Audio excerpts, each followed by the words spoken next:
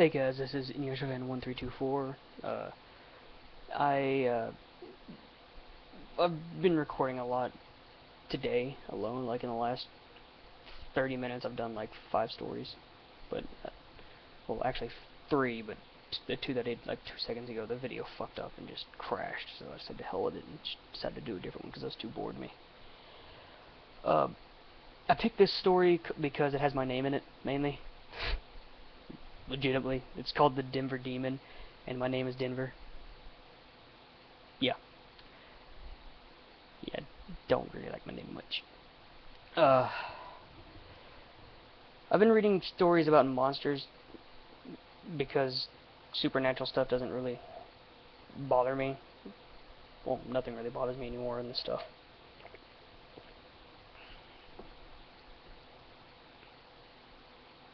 Sorry, I saw a picture and I wanted to see what it was. Yeah, the picture that you're actually seeing is from Google Images. I just have my screen recorder focused on it, so I don't have to. So I can just like switch pictures when I go to the next video. Because I'm recording like 10 videos today for some reason. I don't feel like doing anything else but reading. Okay, the Denver Demon. Fuck, I should pick out a second one because this one's not a very long one. Oh, yeah, it is. Okay, we're good. Sorry, I'm really sidetracked today. We've all heard of the legendary monsters of the world. Bigfoot, the Loch Ness Monster, the Yeti, the Chupacabra, among so many others. But do you ever stop to think about the monsters we don't know about yet? Well, I'm here to tell you about one such monster. One that I know for a fact exists, but no one believes me about it. I call it the Denver Demon. Well, people do. I've been called Satan a lot, so it could be me. Never know. This monster is kind of like those werewolves you hear about from old movies, but with a slight difference. During the day, the monster looks just like any other person, but when night falls and the moonlight is shining down, the person begins to change. His teeth growing long and sharp, his nails growing jagged and pointed, his hazel eyes turning blood red. The young man's painful screams turning into a combination of a yell and an ungodly roar, and what appears to be steam pouring between its teeth. It runs through the wilderness on all fours, almost a blur, but not quite, roaring whenever it stops and looks at the moon. While I've yet to see this monster in its normal state, I know I've seen the beast side. Anyway, my story begins like this. My brother Alan and I loved hunting. We'd take our guns out and practice on weekends, sometimes bringing home things we accidentally shot. One night, my brother and I were watching a show on TV when a news report came on the screen, talking about a semi-crash in the nearby woods. We were curious, of course, and our parents wouldn't be home till next week, so we decided to go out and investigate. Grabbing our guns and ammo, we rushed out of the house without hearing about what caused the crash. Big mistake on our part. Anyway, we made our way down to the area we heard about and saw the crash semi-truck.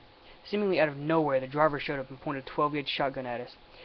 "Hold it right there. What do you two think you're doing?" asked the driver, who seemed to be in a panic, shaking at the fact a gun was pointed at my face. I managed to choke out an explanation. "Look, we're just seeing what happened here. We didn't want to cause any trouble," I stuttered, being the coward that I am. The man sighed and lowered his gun before telling us why he was so on edge. "Sorry about that, boys. I had a nasty fright from some weirdo standing in the road." Alan and I looked at each other, then back at the driver. "What did the guy look like?" Alan asked. "Well, all I can remember seeing was the guy's long black hair and glowing red eyes.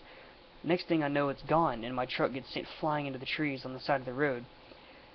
Alan looked like he was shocked since he knew every person and animal that lived here. Meanwhile, I went out to check the truck. Then what I saw shocked me. In the side of the truck's trailer was a gigantic dent. Upon closer inspection, I noticed what looked like a fist right in the side of the dent. In the middle of the dent, my bad. Confused, I called over my brother and the driver who had been talking while I checked it out. Alan was more surprised than I was, and the driver was speechless. We all knew that no human could have done this some sort of thing, but the fist mark confused us. Why would it be there?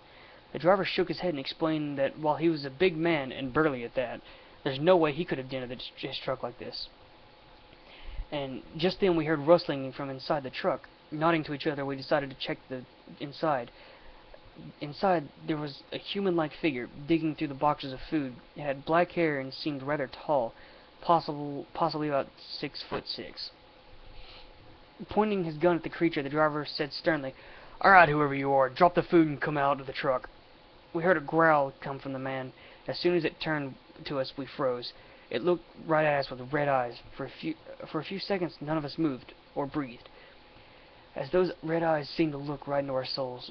Then, out of nowhere, the beastly man lunged, but right past us without even seeing us.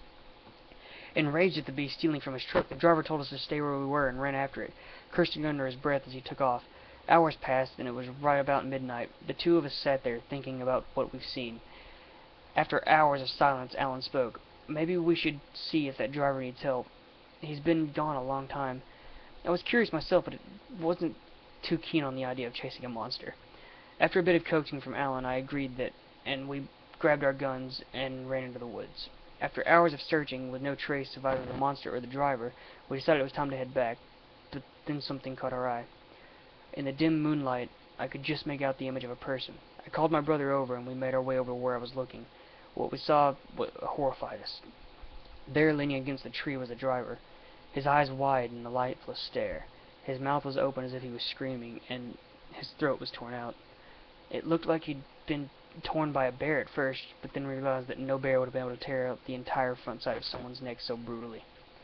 My eyes were stuck on the dead driver when Alan started poking me and nudging me to look somewhere else. Finally, I looked up with a sharp, "What?"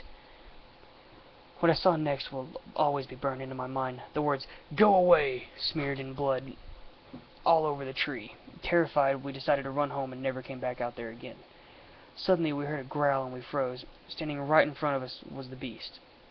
Alan pulled out his gun and fired, hitting the monster right in the shoulder. It didn't even make it flinch. As the beast staggered towards us, he fired again, this time hitting it right in the chest. Still no effect. My brother began to panic and told me to run. Not wanting to be here anyway, I followed his instructions, but not before the beast grabbed my arm and snapped it like a toothpick. I screamed in pain on the ground as this monster smiled down at me. It was enjoying my pain. Fear had been replaced with rage at my brother, and he decided to aim his gun right at his head. But before he could let off another shot, the monster dashed right at him, grabbing his neck and thrusting him against the tree. I tried to reach for the gun my brother had dropped, but the monster saw me. It kicked me hard in the chest, and I felt my ribs break. Then it turned its attention back to my brother, who was still being held by the neck. The monster grinned as I looked on in fear, its razor-sharp teeth shining in the moonlight. Snap! I heard my brother's neck break. Just like my arm, the creature broke it. But the worst is yet to come. The monster got onto all fours and crept towards me until it was looking me right in the eyes. Then it spoke. "Leave me alone." I couldn't believe it. The beast spoke to me. Afraid for my life, I tried to speak, but no words came out. The monster growled at me and turned back to my brother, who was now coughing up blood, but somehow alive. Enraged at Alan still being alive, he hoisted him up by his shirt with ease, thrusting his claws through his chest with a sickening crack of his ribs. In the beast's hands was my brother's still beating heart, and with a gruesome squelch, it crushed it. I vomited up at the sight and began to cry. I had just lost my brother, the one who taught me all I know about life. As I looked up, all I saw was my brother, cold and lifeless, lying against a tree. The beast was gone, leaving so much destruction in its wake. I carried my brother's body home and laid it in his bed for the rest of the week. I didn't say anything. The house was quiet. All I could do was cry and look at the pictures of my brother and I. As soon as my parents came home and I told them about what happened, at first they thought it was a joke, but as soon as I showed them my arm and ribs and Alan's body, they believed me.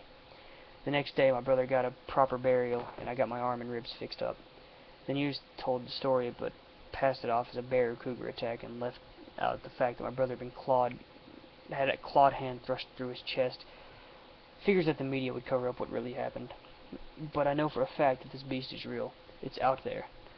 There are nights when I hear its terrifying roar and see its eyes glowing in the distance as it runs through the forest. One thing's for sure, I'm not done with this monster. Not yet. That one was actually better than I thought it would be. I just had the thought of something I wanted to read, but I don't remember it now.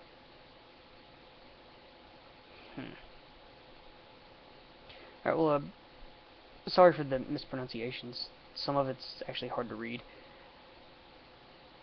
Motherfucker, I just forgot the name of this thing. Oh yeah, I remember now.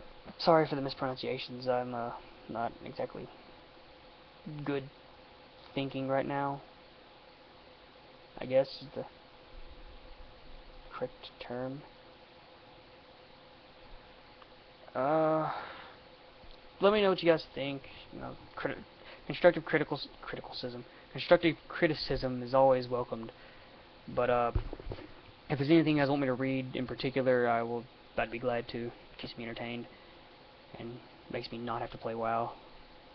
I'm already retardedly. I play the game way too much. I need something else to do. Seriously, really need something to do. So if you guys can think of something that you would like me to read. I just saw something about a succubus. Yep, just saw the succubus. So let me know what you guys think. I'll be glad to, if you think this one is absolutely terrible, or if any of them that I've done have just been terrible, I will redo them, fix them up, try to make them better,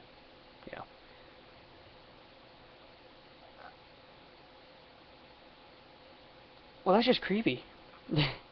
The picture on the succubus one, or succubi, that's just, yeah. I can't find a...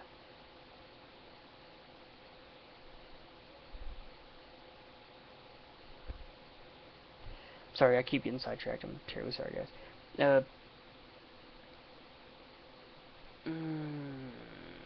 So yeah, sorry I was behind so long. I was having troubles and didn't really want to do anything for like a month.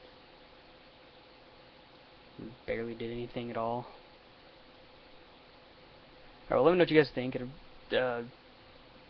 Put it in a comment, put it in a private message. I don't really care. It all works out fine. Ironically enough, some of my earlier videos were the better ones. And I'm taking too much time. Yep, sorry.